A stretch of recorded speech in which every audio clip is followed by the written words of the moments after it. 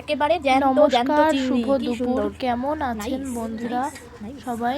Nice.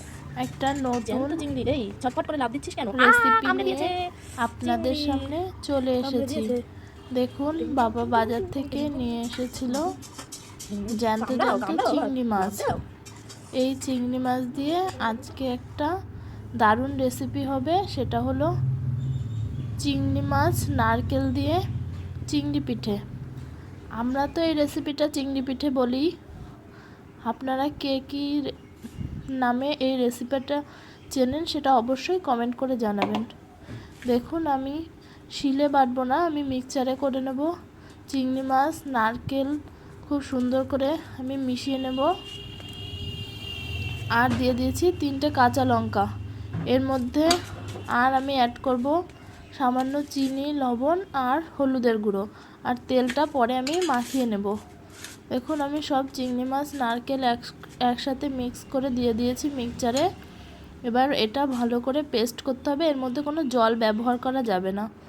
দেখুন, আমি কোনো জল ব্যবহার করিনি, কিন্তু চিংড়ি মাছটায় নারকেলটার সাথে একেবারে ম্যারিনেট করে নিয়েছি, একটুও জল ব্যবহার করিনি।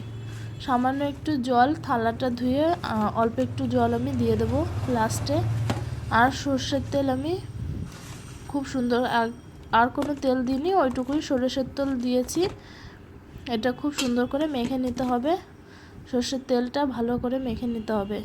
এবার পাতার সাথে যেন লেগে না যায়, একটা কলা পাতায় সুন্দর করে তেল মেখে নিতে হবে। তেলটা আমি সুন্দর করে চারিদিকে মেখে নিচ্ছি। দেখুন, আলতো হাতে মেখে নিতে হবে যাতে পাতাটা না ছিঁড়ে যায়। এই যে আমি লোহার চাটুতে বসিয়ে দিয়েছি, নিচে একটা পাতা দিয়ে নিয়েছি যাতে বেশি জালটা এই পাতাটায় না লেগে যায়, পুড়ে না যায়। এবার আমি ওই ম্যারিনেট করা চিংড়ি মাছটা আমি নারকেলের পেস্টটা আস্তে আস্তে করে আমি পাতায় সব সুন্দর করে ছড়িয়ে দেবো।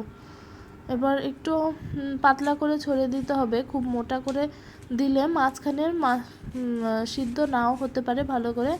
একটু পাতলা করে ছড়িয়ে দিতে হবে, আবার বেশি পাতলাও করা যাবে না। আর এটা কিন্তু একটু বেশি জল ব্যবহার করা যাবে না, তাহলে কিন্তু ছড়িয়ে যাবে। দেখুন, আমি সুন্দর করে দিয়ে দিচ্ছি। এই যে আমার হয়ে গেছে দিয়ে দেওয়া। এবার সামান্য তেল আমি দিয়ে দিয়েছি পাশ দিয়ে। এই দেখুন, এক সাইড কিন্তু ভাজা হয়ে গেছে আমার।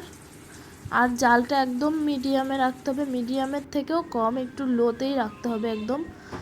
এই যে সামান্য দাগ দাগ লেগেছে, আমার কিন্তু এরকমই বেশি পছন্দ। একেবারে দাগ না লাগলে সেইটা আবার অতটাও টেস্ট লাগে না আমার কাছে। কে কে রেসিপিটা করেছেন অবশ্যই জানাবেন, কাদের কাদের পছন্দ। আমার তো ভীষণই পছন্দ। এবার আমি উল্টে দিয়েছি, অন্য একটা পাতায় আমি উল্টে দিয়েছি। এবার সামান্য তেল দিয়ে নিয়েছিলাম, এই দেখুন নামিয়ে নিয়েছি। ফাইনাল লুক কেমন লাগলো অবশ্যই লাইক কমেন্ট শেয়ার করে জানাবেন, ভালো লাগলে শেয়ার করে দেবেন।